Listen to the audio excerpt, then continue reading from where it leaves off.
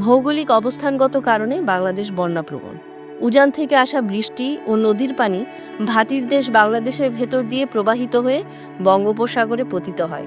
নদী ভরার, দখল, উন্মুক্ত জলাশয় কমে যাওয়া, অপরিকল্পিত নগরায়ন, বাঁধ নির্মাণ ইত্যাদি কারণে বাংলাদেশের জন্য বন্যা একটি নিয়মিত আপদ। জলবায়ু পরিবর্তনের প্রভাবে বাংলাদেশের বন্যা ঝুঁকি মাত্রা ক্রমাগত বাড়ছে।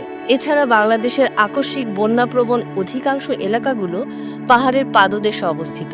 তবে উত্তর পশ্চিমাঞ্চলের সমতল এলাকাতেও কোথাও কোথাও আকস্মিক বন্যা দেখা দেয়। দুর্যোগ থেকে রক্ষার জন্য দুর্যোগের পূর্বে, দুর্যোগের সময় এবং দুর্যোগ পরবর্তী কি কি কর্মকাণ্ড গ্রহণ করতে হবে, এজন্য বাংলাদেশ সরকারের দুর্যোগ ব্যবস্থাপনা আইন রয়েছে।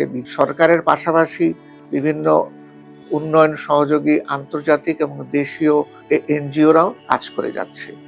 আমাদের লাইট হাউস এটি প্রধানত কুড়িগ্রাম জেলার 5টি উপজেলায় কাজ করেন। তারা দুর্যোগ বিষয়ে বিশেষ করে বন্যা, খরা এবং নদী ভাঙ্গন এগুলির থেকে রক্ষার জন্য জনগণকে সচেতন করার জন্য তারা কাজ করে যাচ্ছে। বন্যার আগে করণীয়: এলাকার ঘটে যাওয়া পূর্বের সবচেয়ে ভয়াবহ বন্যার পানির উচ্চতাকে বিবেচনায় এনে ভিটা উঁচু ও মজবুত করে দুর্যোগ সহনশীল ঘরবাড়ি বানাবো এবং টিউবওয়েল ও স্বাস্থ্যসম্মত পায়খানা স্থাপন করব। সহজেই তলিয়ে যায় এমন নিচু জায়গায় অথবা এলাকা রক্ষাবাঁধের বাইরে ঘরবাড়ি বানানো থেকে বিরত থাকব। বসত ভিটার ভাঙ্গন প্রতিরোধে বাড়ির আশেপাশে বাঁশ, ঢোলকলমি, কলাগাছ সহ অন্যান্য গভীর শিকড়মুক্ত গাছপালা বেশি করে লাগাবো। গবাদি পশু ও হাঁস মুরগির আবাসস্থল পূর্বের সবচেয়ে ভয়াবহ বন্যার পানির উচ্চতাকে বিবেচনায় এনে উঁচু ও মজবুত করে বানাবো বা মেরামত করব।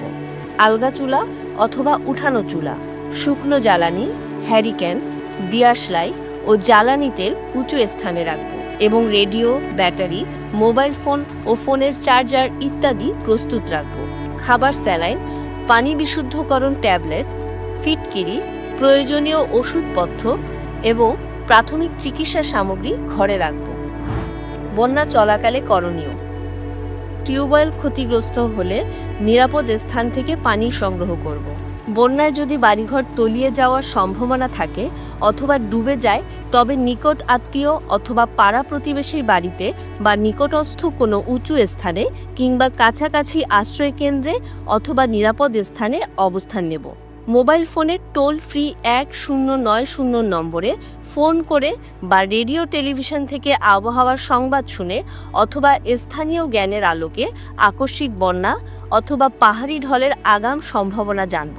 নিরাপদ পানি সংগ্রহ করতে না পারলে ধরে রাখা বৃষ্টির পানি পান করব অথবা জনস্বাস্থ্য বিভাগের পরামর্শ নিয়ে পানি ফুটিয়ে বা বিশুদ্ধকরণ ট্যাবলেট অথবা ফিটকিরি ব্যবহার করে পান করব। পরিবারে যদি শিশু, গর্ভবতী, বয়স্ক, প্রতিবন্ধী ও অসুস্থ ব্যক্তি থাকে তবে তাদের নিরাপদ স্থানে সরিয়ে নিতে সবাই মিলে সহায়তা করব। বন্যার পরে করণীয়: বন্যার পানি নেমে যাওয়ার সাথে সাথে ঘরবাড়ি পরিষ্কার করব এবং ক্ষতিগ্রস্ত টিউবওয়েল ও পায়খানা মেরামত করব। দ্রুত বর্ধনশীল শাকসবজি চাষের উদ্যোগ গ্রহণ করব এবং কৃষি কর্মকর্তার সাথে আলোচনা করে স্বল্প সময়ে উৎপাদনযোগ্য ফসলের চাষ করব। মানবিক, পুনর্বাসন এবং মনোসামাজিক সহায়তা নিশ্চিত করতে সরকারি বেসরকারি প্রতিষ্ঠানের সাথে যোগাযোগ করব। স্থানীয় প্রশাসনের যেমন সহযোগিতা গ্রহণ করা হয়, সেরকম আমাদের দুর্যোগ ব্যবস্থাপনা কমিটি জেলা, উপজেলা, ইউনিয়ন, ওয়ার্ড পর্যায়ে যারা রয়েছে তাদের সদস্যদেরকে, স্থানীয় জনপ্রতিনিধিকে, বিভিন্ন শ্রেণী পেশার মানুষকে সম্পৃক্ত করা হয়।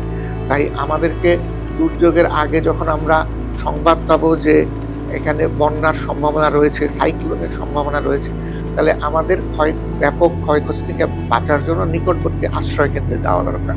দুর্যোগের পরে যদি কারো ঘরবাড়ি ক্ষতিগ্রস্ত হয়, উপজেলা প্রশাসন, জেলা প্রশাসন ও দুর্যোগ ব্যবস্থাপনা অধিদপ্তর, দুর্যোগ ব্যবস্থাপনা ত্রাণ মন্ত্রণালয় থেকে তাদের পুনর্বাসনের ব্যবস্থা করা হয়। সরকারের বিভিন্ন দপ্তর যেমন কৃষি মন্ত্রণালয়, মৎস্য প্রাণী সম্পদ মন্ত্রণালয় তাদের নিজ নিজ সেক্টরে কাজ করে থাকেন। তা আমরাও সেই পুনর্বাসনের সুযোগগুলি যেন গ্রহণ করতে পারি, সেভাবে আমাদের প্রস্তুত থাকতে হবে। আমাদের অনুরোধ থাকবে সরকারি এবং বেসরকারি বিভিন্ন সংস্থা প্রতিষ্ঠান দুর্যোগের ক্ষয়ক্ষতি হ্রাসে জনগণকে সহযোগিতা করার জন্য বিশেষ করে কুড়িগ্রামের ৫টি উপজেলায় যে লাইট হাউসের প্রকল্প চলছে সেগুলি বাস্তবায়িত হলে স্থানীয় জনগণই উপকৃত হবে।